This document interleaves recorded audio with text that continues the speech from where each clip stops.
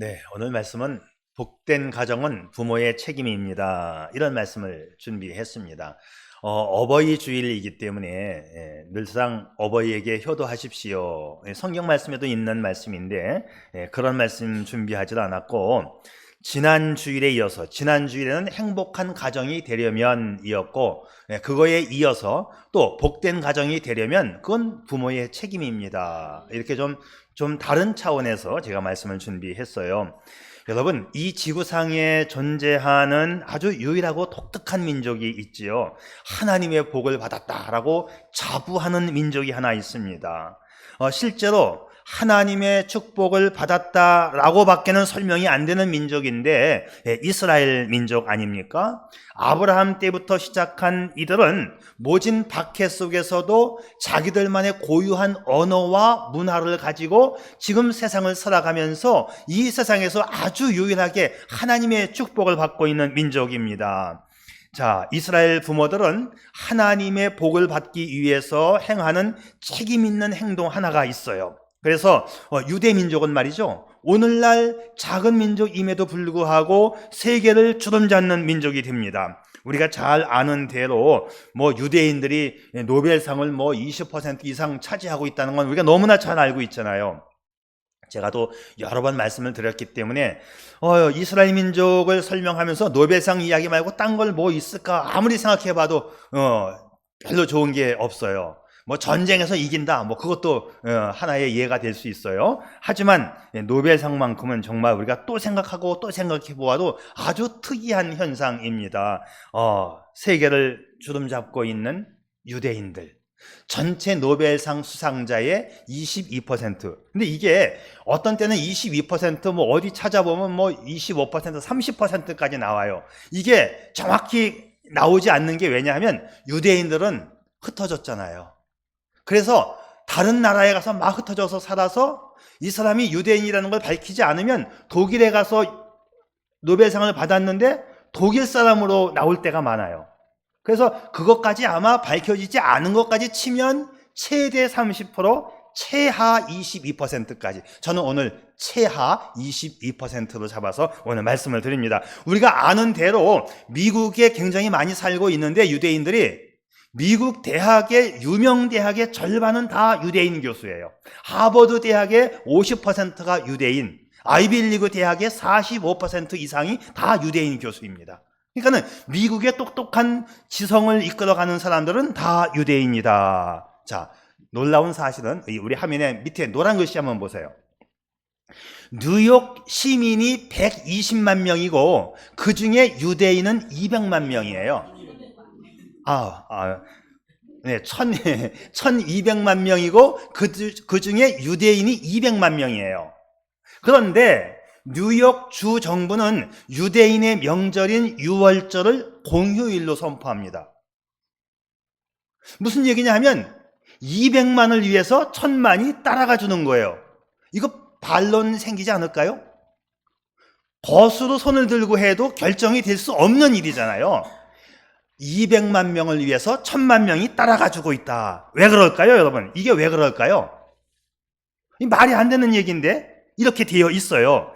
뉴욕 시민들 가운데 대학 교수, 국회의원, 상권을 쥐고 있는 사장님들, 은행장들 모두가 다 유태인이야.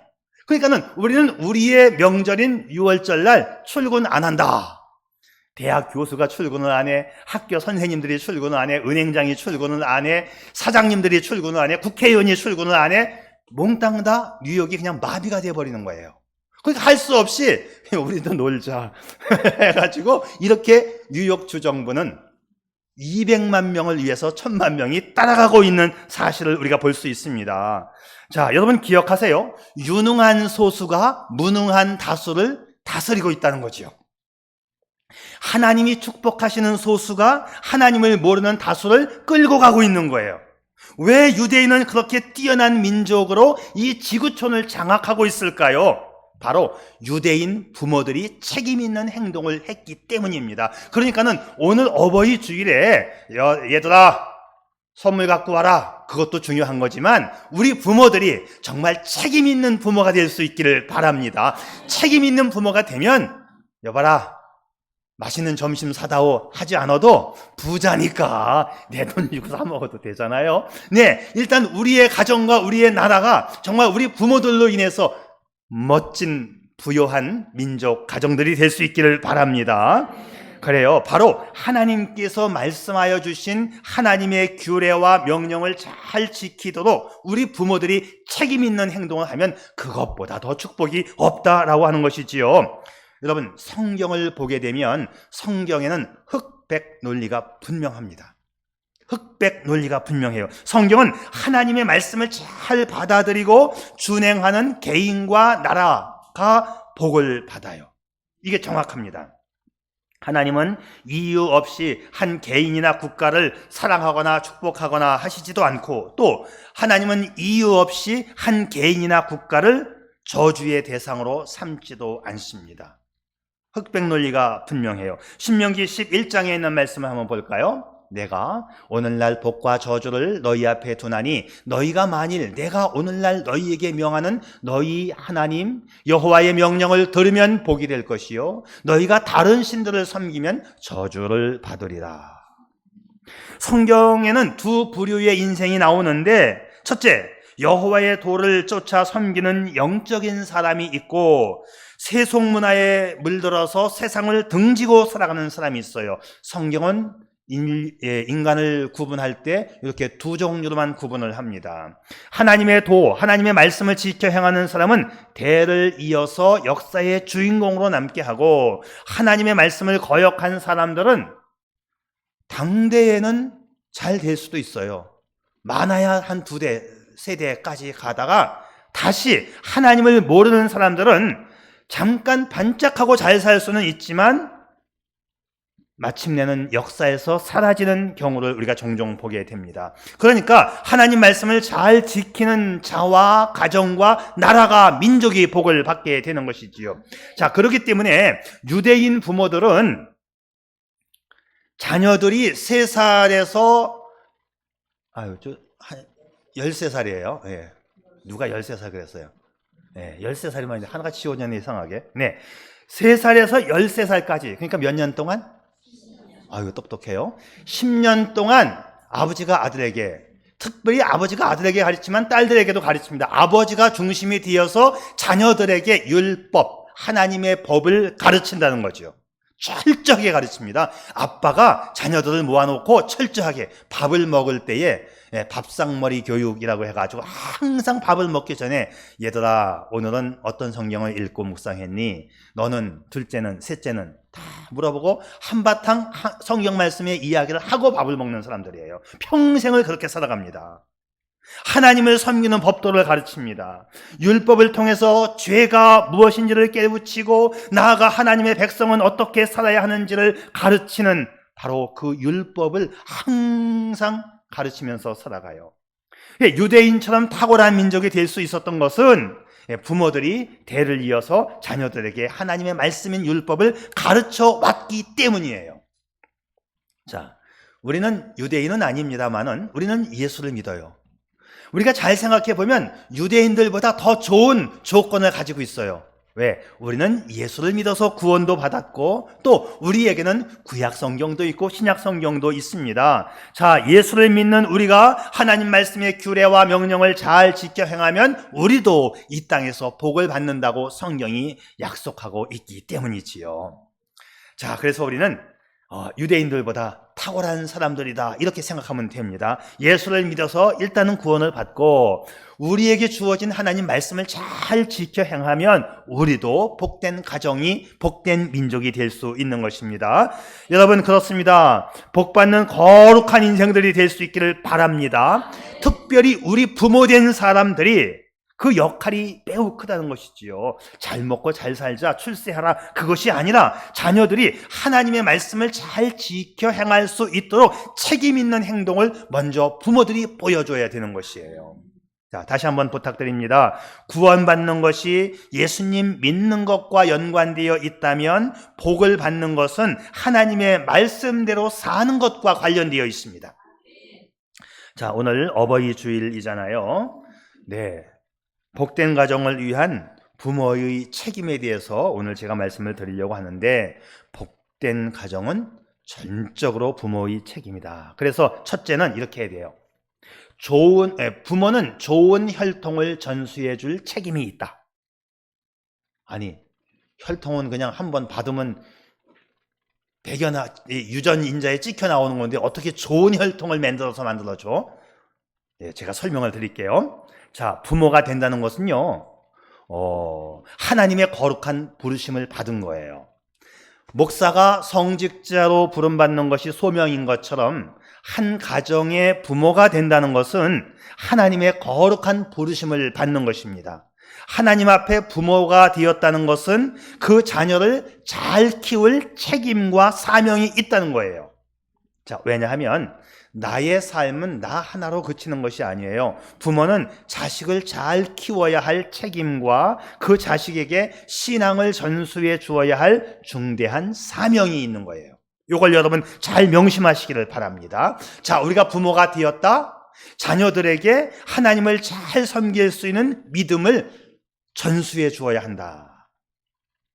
인도의 성자인 썬다싱이 이런 말을 남깁니다. 나는 가장 좋은 신학교에서 공부를 했습니다. 그 신학교는 바로 우리 어머니의 품이었습니다. 어머니는 나를 사랑과 믿음으로 키우셨습니다. 여러분, 좋은 부모 밑에서 좋은 자식이 나옵니다. 책임 있는 부모 밑에서 책임 있는 자식이 나옵니다.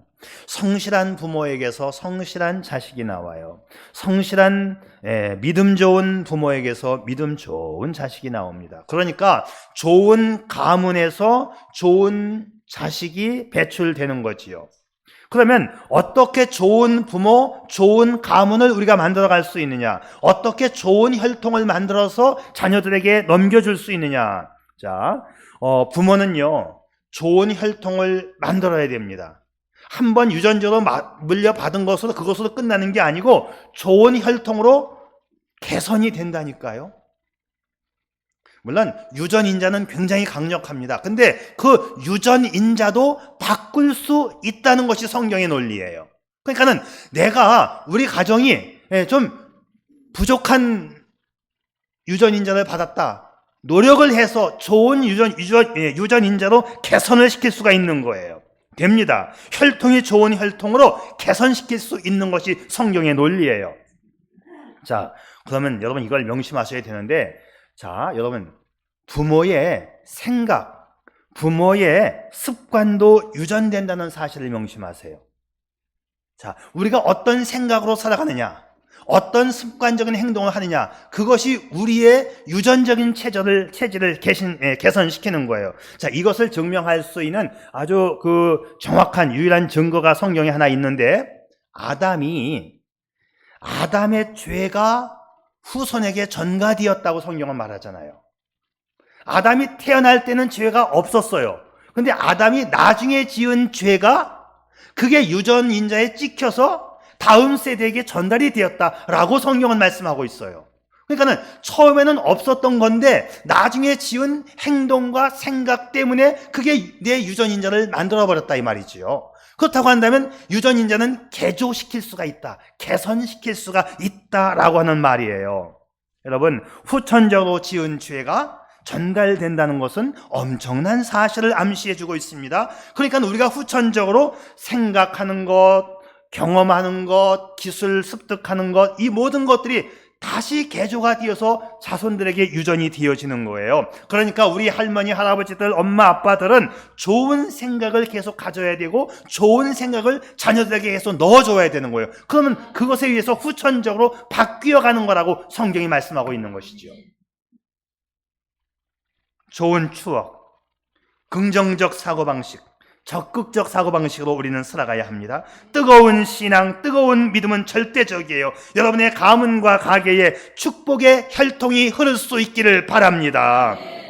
그래서 이건 전적으로 유전인자를 바꾸는 것은 부모의 책임입니다. 많이 기도하시고 우리 손주들을 보면서도 계속 주입을 시키는 거예요. 정직하게 살아야 돼. 하나님 말씀대로 살아야 돼. 무조건 칭찬만 하지 마세요. 너무 칭찬이 많아 요새 보면. 네? 그냥 할머니가 손자한테도 막 존댓말로 이거는 먹으면 안 돼요. 네. 먹으면 안 돼. 그래야지 뭐 먹으면 안 돼요. 너무 이뻐가지고 오냐오냐 하다 보면 잘못돼. 안 되는 거야. 하나님이 하지 말라고 그랬잖아. 이렇게 명령으로 해야 됩니다. 정확하게 가르쳐야 되고 좋은 유전인자를 개조를 시켜가야 되는 거예요. 자, 여기서 충격적인 불편한 진실이 하나 나올 수 있는데 유전인자를 나쁘게 만들어 갈 수도 있다는 사실이 있지요. 해밍웨이 아시죠? 문학가 해밍웨이는 불행한 유전인자가 흐르고 있는 것 같아요. 아버지가 자살을 했고 해밍웨이가 어떻게 죽었는지 아세요? 자기가 엽총으로 빵 쏴서 자기가 죽었어요. 그의 딸인 패션 모델 마고 해밍웨이도 자살해서 죽었습니다. 통계를 내보니까 해밍웨이의 가게에는 3대를 걸쳐서 5명이나 자살하여 죽는 자살 유전인자가 흐르고 있는 것 같아요. 케네디 대통령의 아들은 관제사의 만류에도 불구하고 악천후 속에서 자신의 경비행기를 몰고 가다가 추락해서 아내와 함께 사망을 합니다. 어느 심리학자가 케네디 가문을 연구하면서 그렇게 말을 했어요. 위험인자, 위험 추구인자가 케네디 가문에는 흐르고 있는 것 같다. 여하튼 유전인자는 나쁜 것도 담게 하고 좋은 것도 담게 합니다. 성격과 행동과 체질과 재능과 지능과 이 모든 생각과 생활 습관까지도 닮아서 그대로 유전시켜 가는 거예요. 그러니까는 우리가 좋은 유전인자를 개발시키고 만들어서 자꾸 만들어서 후대에 전수해 주어야 되는 것이지요. 어떤 학자가 가문의 흐름을 연구하기 위해서 미국의 청교도 목사님의 가문을 연구했었지요. 청교도, 푸를 청, 깨끗하다. 아주 신앙의 순수성을 유지하고 정결하게 살아가는 청교도 가문의 조나단 에드워드 목사님의 가문을 연구했어요. 그 후손들이 어떻게 되었는가를 연구했습니다. 조나단 에드워드 가문에는 873명의 후손이 나왔는데 이 873명 가운데 대학 총장을 지낸 사람이 12명, 교수 65명, 의사 60명, 성직자 100명, 군인 75명, 저술가 85명, 변호사 100명, 판사 30명, 공무원 80명, 하원의원 3명, 상원의원 2명, 미국 부통령 1명, 그리고 260명이 평범한 신앙인으로 지냈음을 추적하게 되었어요. 반면에 조나단 에드워드 목사님과 친구였던 맥스 듀크라고 하는 친구가 있었는데 이 친구는 에드워드하고 같이 신앙생활을 하다가 이제 방탕한 길로 빠졌습니다. 이 사람의 가문을 또 연구했잖아요.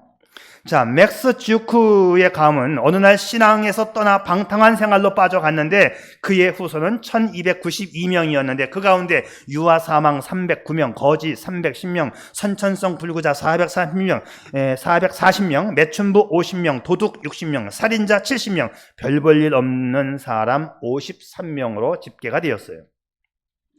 신앙의 유전인자는 이처럼 놀라운 차이를 빚어냅니다. 신앙의 유전인자는 가문을 빛내는 것입니다. 그래서 저는 가정의 거룩한 혈통을 위해서 좋은 유전인자를 만들어내자고 호소하는 것입니다. 좋은 유전인자를 개발해낼 수 있기를 바랍니다. 헌신하는 가정에서 헌신하는 인물이 나오고 효자 가정에서 훌륭한 자식이 나오고 자, 무슨 얘기냐? 생물학적으로 말하면 종자가 좋아야 된다. 종자가 근본이다. 근데 종자를 개량시킬 수가 있다라고 하는 것이죠. 요즘에 뭐 식물, 동물도 종자 개량이 됩니다. 그래서 종자 연구소에서는 좋은 종자를 만들어 가지고 배출을 시키잖아요. 그래서 옛날보다 똑같은 대한민국 땅에서 농사를 짓는데 쌀이 안 모자르잖아요. 요새는 남아 돌잖아요. 종자가 좋아서 그래요. 저도 농사꾼의 아들이니까 어려서부터 그 농사에 대한 걸 얼마나 많이 보고 듣고 자라왔었어요. 아버지는 별을 하나를 딱 따서 그 나단 하나를 다 세요. 악기발이는 120개에서 130개가 열리더라. 제가 직접 들은 거예요, 아버지한테. 통일벼는 200개가 열리더라. 통일벼 심으라고 한때 그랬었죠. 많이 열리는 거. 맛이 없어 근데. 많이 열리는데 못 살 때는 통일벼를 심어서 그냥 배를 안 고리려고 종자를 개량하면 많이 열리는 것도 나오고 맛 좋은 것도 나오고 맛 좋고 많이 열리는 것도 나오고 악기발이가 좋긴 좋아요. 자, 사람도 종자 계량이 된다라는 거예요. 성경에 종자 계량 된다는 말은 없는데 성경을 유추해 보게 되면 생각과 후천적인 것이 전수된다라고 되어 있으니 그게 종자 계량이지 뭐예요. 자, 좋은 유전인자를 만들어서 가문 대대로 수천 대가 복을 받는 축복의 혈통 되시기를 축복합니다. 자, 성경 말씀 볼까요? 이렇게 되어 있습니다. 내가 네게 명하는 이 모든 말을 너는 듣고 지키라. 네 하나님 여호와의 목전에 선과 의를 행하면 너와 네 후손에게 영영이 복이 있으리라. 아멘. 여호와는 노하기를 더디하시고 인자가 많아 죄악과 과실을 사하나 형벌 받을 자는 결단코 사하지 아니하시고 아비의 죄악을 자식에게 갚아 3, 4대에 이르기까지 하리라. 한번 죄를 지으면 그 죄가 하나님 앞에 회개하지 않으면 3, 4대까지 죄가 계속 이어진다는 거예요. 그리고 그 죄값을 계속 하나님이 물으시겠다는 것이지요. 우리가 역사를 살펴보게 되면 종교개혁의 거룩한 유전인자가 축복받는 유럽을 만들었지요. 청교도, 미국에 왔던 조나단 에드워드 같은 그런 청교도의 거룩한 유전인자가 오늘날 미국을 만든 것입니다. 근데 제가 가만히 보니까 같은 기독교라고 해도 개신교와 천주교가 복을 받는 면에 있어서 확연히 달라요. 기독교 중에서 개신교가 훨씬 더 많습니다. 잘 되는 퍼센테이지가 훨씬 많아요. 자, 비근한 예로 유럽이 이제 기독교 국가 아닙니까? 그런데 그 유럽 중에서도 캐톨릭이냐 개신교냐에 따라서 이 빈부차가 엄청나게 차이가 많이 나요. 캐톨릭의 본부가 어디 있어요? 이태리에 있잖아요. 로마의 바티칸. 이탈리아가 잘 사는 것 같아요. 한때는 잘 살았어요. 근데 점점 이태리는 쇠퇴하고 있어요. 캐톨릭의 본부가 거기 있어요. 본부가. 단순히 거기는 관광지로 그냥 그걸로 먹고 사는 거예요. 처음에 르네상스가 거기서 일어났습니다. 모든 지식이 거기에 집결되어 있었어요. 찬란한 문화지요.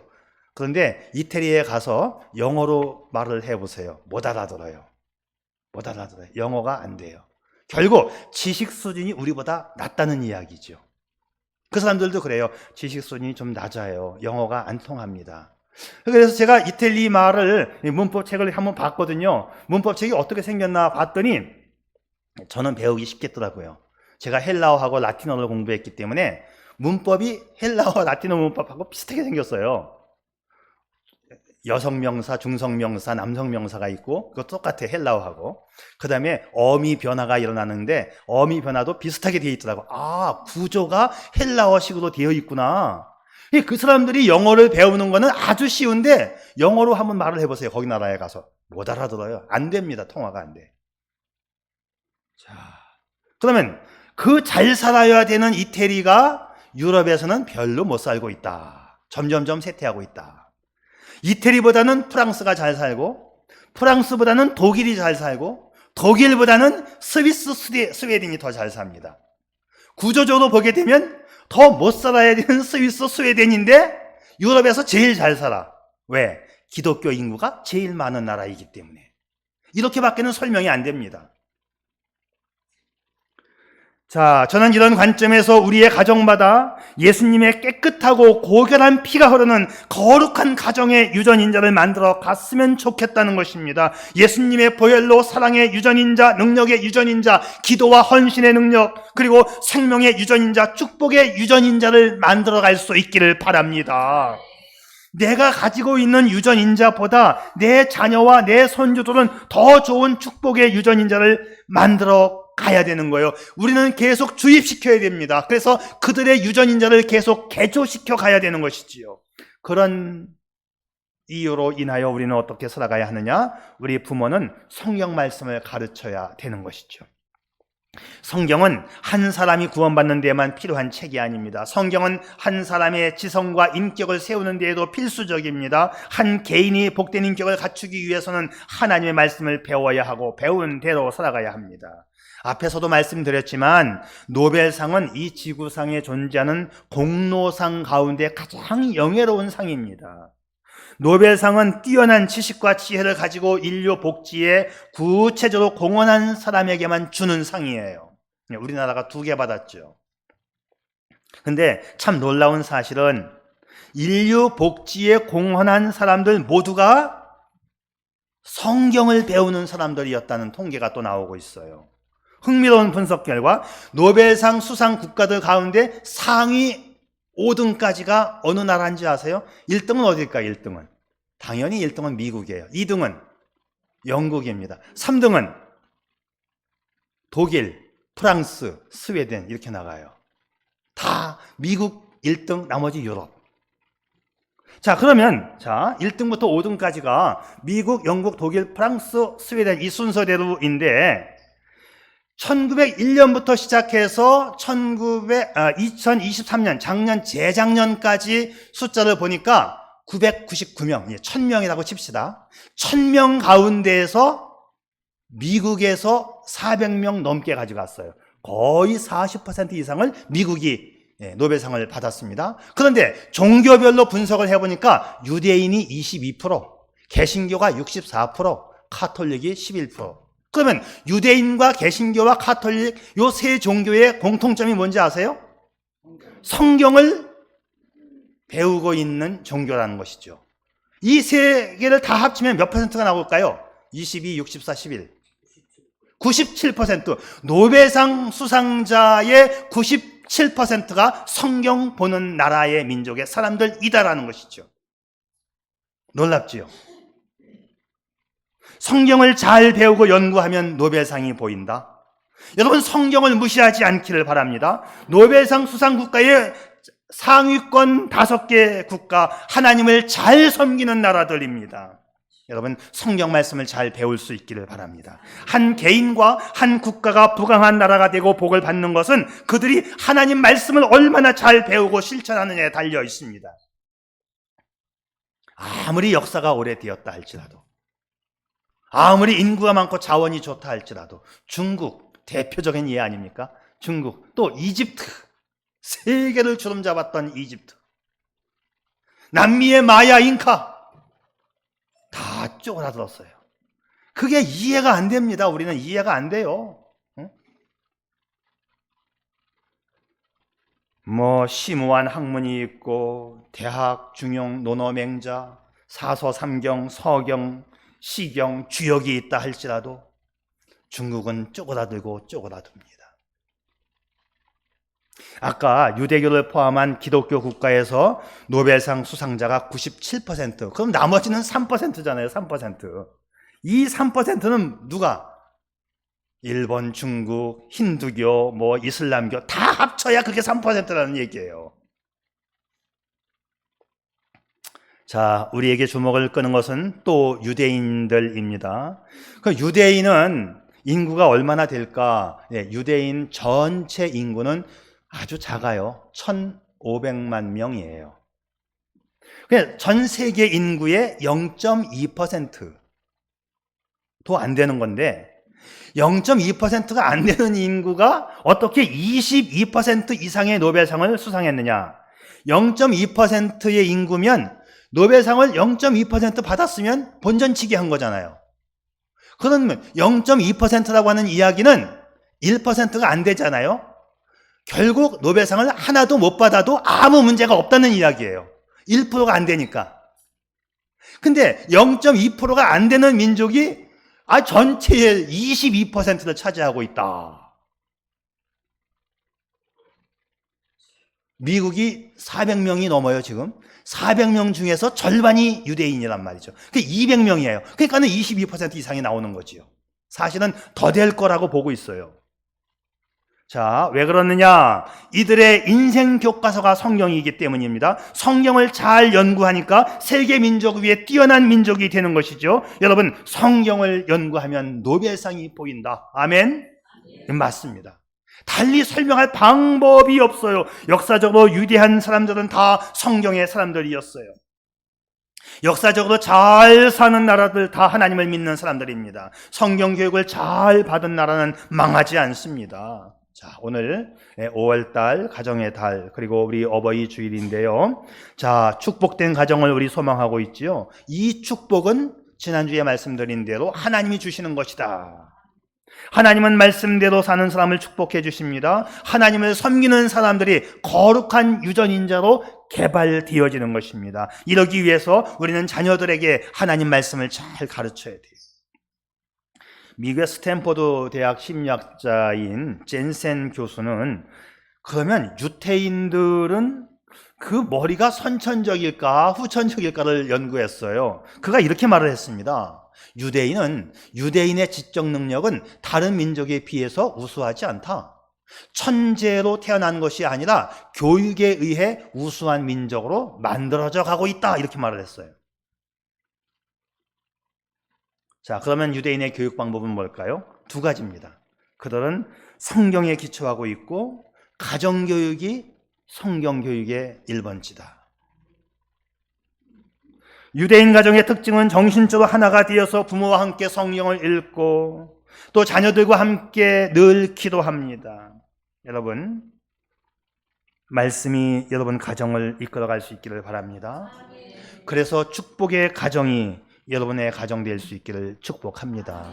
이것이 부모의 책임이라고 하는 것을 가슴속 깊이 새기면서 우리의 어린 자녀들, 손주들에게 계속해서 말씀을 집어넣어 주세요. 유전인자가 바뀌어가고 축복의 가문이 되는 것이지요. 네, 기도하겠습니다. 축복된 삶. 우리는 얼마나 이런 삶을 고대화해 왔나요? 복되고 행복이 넘치는 가정, 자손 대대로 축복의 강물이 흘러넘치는 가정. 그런데 우리는 이런 가정을 마음속에 염원하면서도 정작 그런 가정이 되기 위한 노력에는 등한히 하고 있지 않나요? 하지만 이제부터도 늦지 않았어요. 빨리 시작하는 만큼 축복은 빨리 다가옵니다. 말씀이 당신의 가정을 지배하다 보면, 말씀이 당신의 가정을 이끌다 보면 언젠가는 당신과 당신의 가정이 축복의 동산에 오르게 될 것입니다. 하나님은 이 사실을 분명히 약속하고 있습니다. 이스라엘아, 듣고 삼가 그것을 행하라. 그리하면 네가 복을 얻고 네 하나님 여호와께서 너에게 허락하신 같이 젖과 꿀이 흐르는 땅에서 너희의 수효가 심히 번성하리라 했으니, 말씀을 듣고 행하여 좋은 유전자의 가문을 계속 개조해가는 축복의 가정들이 되시기를 축복합니다. 아멘.